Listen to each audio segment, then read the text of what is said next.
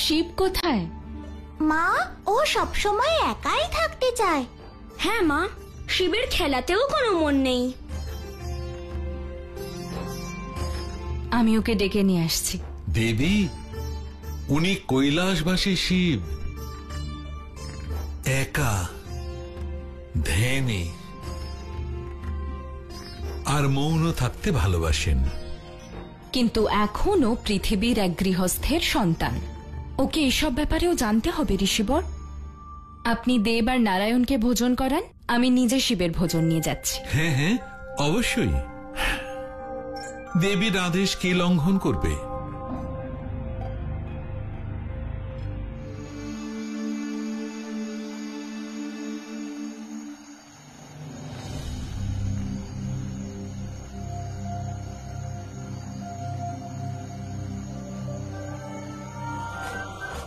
শিব,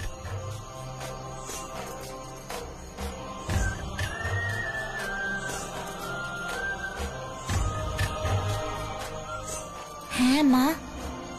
ভোজন করে নাও। যতক্ষণ না মনে করিয়ে দিই আমার শিবের ক্ষুধারও বোধ হয় না। হ্যাঁ মা। ভোজন করে নাও। যতক্ষণ না মনে করিয়ে দিই আমার শিবের ক্ষুধারও বোধ হয় না।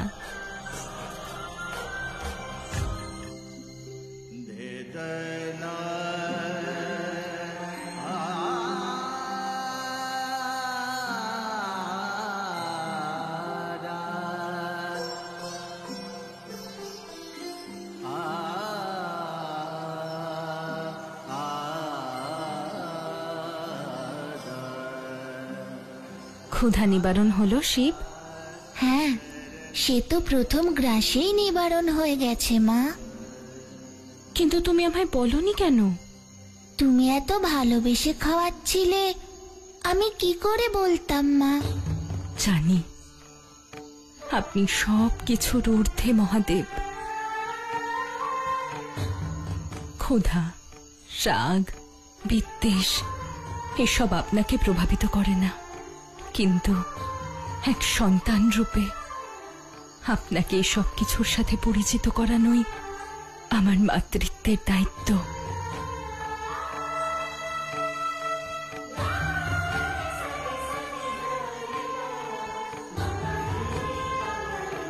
ক্ষুধা নিবারণ হলে সেটা বলতে হয়, জানাতে হয়, না হলে ভোজন যিনি করাচ্ছেন তার অপমান করা হয়। অবশ্যই মা, আমি তোমার এই কথা সর্বদা মনে রাখবো। এত বিলম্ব মহাদেব?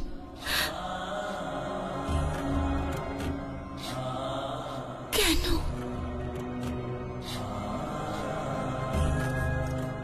আমার ভুল হয়ে গেছে, আমি খুব বড় ভুল করে ফেলেছি মহাদেব, যে আমি আপনার সম্মুখে নিজের ইচ্ছে জানিয়েছি, যাতে আপনি সংসার জীবনের পূর্ণতা বুঝতে পারেন, মমতা অনুভব করেন। আমি আজকের পরে আপনার কাছে কোনো ইচ্ছে প্রকাশ করব না। আপনি আমার কাছে ফিরে আসুন।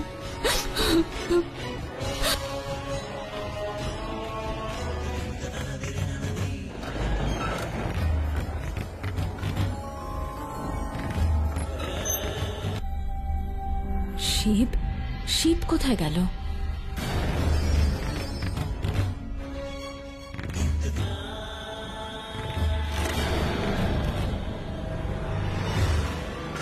শিব,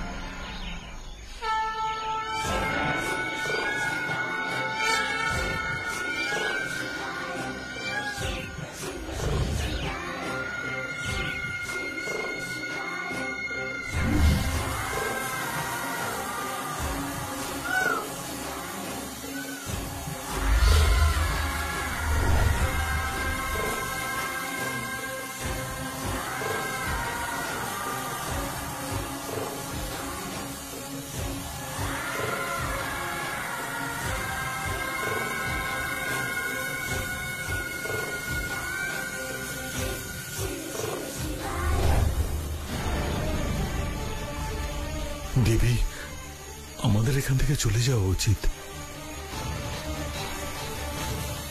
মহাদেব এখন ত্রিলোক ভ্রমণ করছেন। চলো।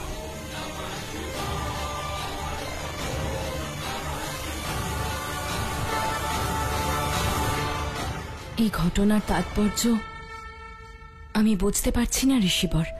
শিবকে পাওয়া আর শিবকে লালন করা দুটোই সামান্য কাজ নয় দেবী। মা,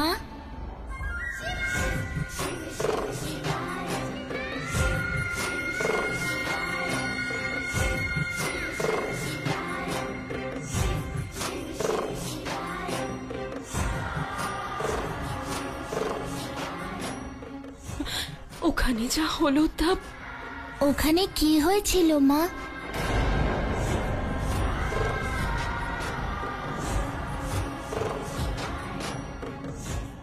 তোমার কি সত্যি কিছু মনে নেই কি হয়েছিল? মা, তুমি আমায় কাল যা শিখিয়েছিলে তা আমার মনে আছে।